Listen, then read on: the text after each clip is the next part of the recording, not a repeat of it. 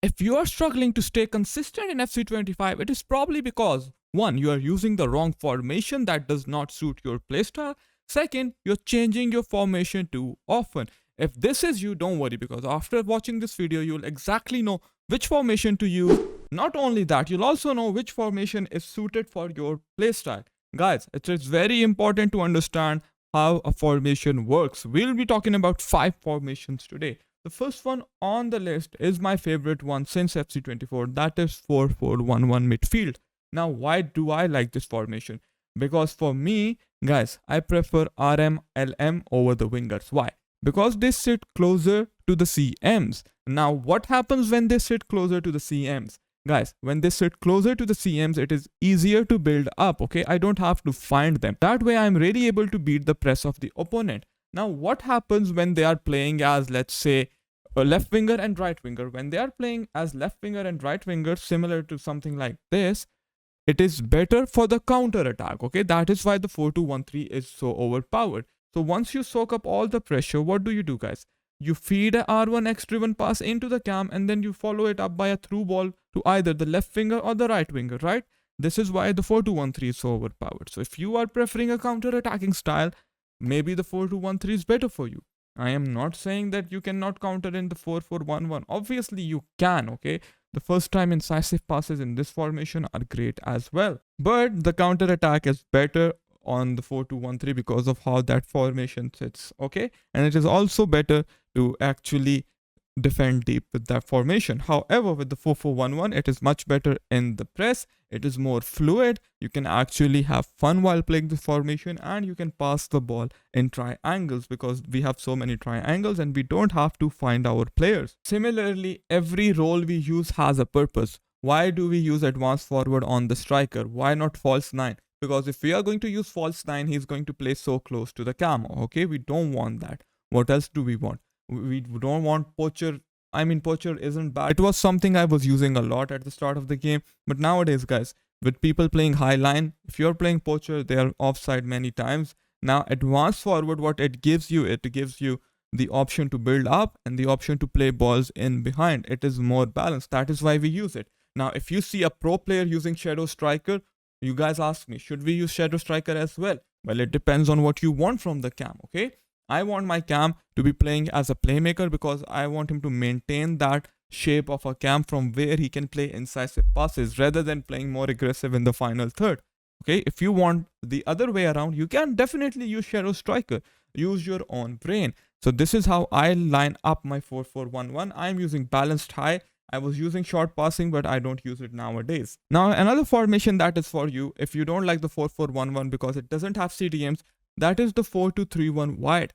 How is it different than the 4-4-1-1? It gives you more structure. It gives you the ability to defend deep because you have CDMs, okay? That way you can actually defend counter attacks against a 4-2-1-3. We use deep line build up CDMs because we want them to be involved in the attack.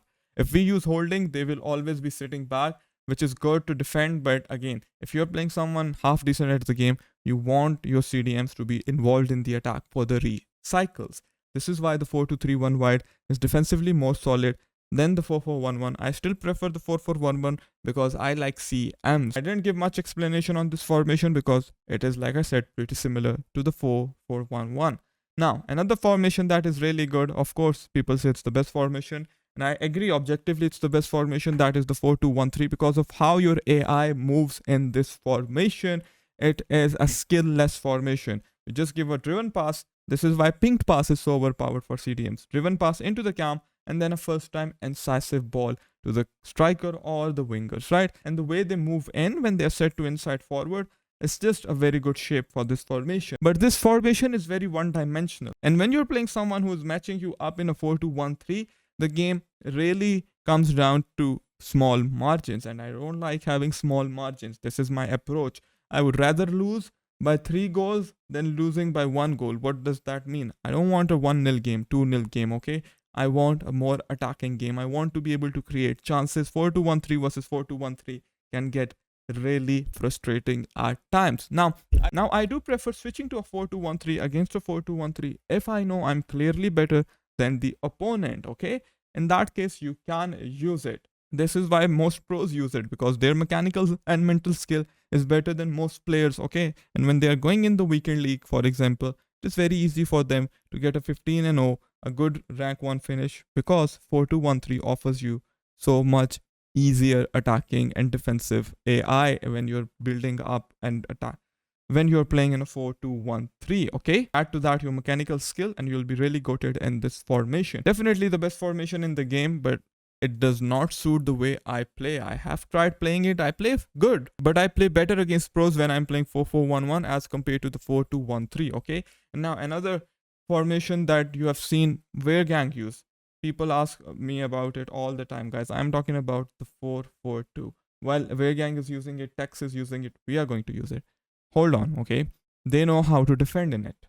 They have spent hours and hours analyzing this formation. They know what happens when they step out with the CMs. They know how to use offside traps, which is something really important in this game. If you actually want to suffocate your opponent, they know how to apply manual pressure. With the 4-4-2, you have two strikers sitting up. They can press the center backs. You have two wingers. They can press. You have two CMs. They can press, right? And when they're playing as box to box, they defend together. They attack together. You can also use playmaker on one of them. There are different combinations you can do. And when you're playing with strikers, remember, if you don't have a cam, you'll struggle to build up. In that case, if you are really stubborn and you want to use the 4-4-2, you can use false 9 on one of the strikers. This is how I would line this formation up for most FC25 players who do not possess a lot of mechanical skill. Otherwise, guys, do I recommend the 4-4-2? It is very good, but there is a learning curve. You will not get as much defensive AI assistance as you'd like. So you'll have to get used to how the formation works and then how do you build up in it, because see, it can get really predictable against a good player. But once you master manual runs and once you master how to move your team, how to defend with it, how to manually press with it, definitely 4-4-2 is a formation that is up there, that is very, very competitive. Lastly, the formation I want to talk about is the 4-2-3-1 narrow. It's another very strong formation. I know we have 4-5-1, we have 4-1-4-1, but I am not going to talk about those formations today, okay? We have 4-2-3-1 narrow, guys. 4-2-3-1 narrow is really good. Why? Because again, you have three cams. With three cams, they are sitting closer. First time incisive balls are so overpowered in this game.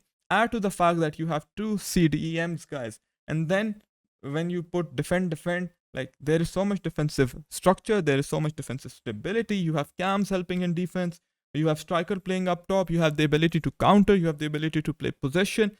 It is, I think, a very good formation for those players who do not possess a lot of mechanical skill and want something else from the game as compared to the 4-2-1-3. Now these are the only 5 formations you need. However, changing formation only takes you so far. You need to actually know how to trigger runs. This is why you need to check this video out here.